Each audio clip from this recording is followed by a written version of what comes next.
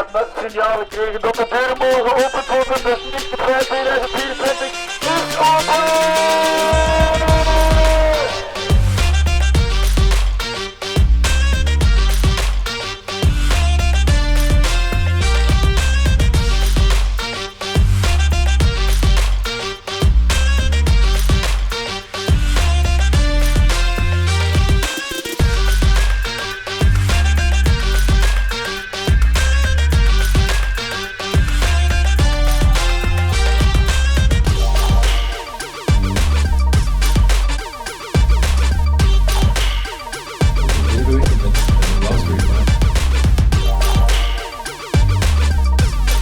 Ja, en de eerste oorlog is, dat was wel de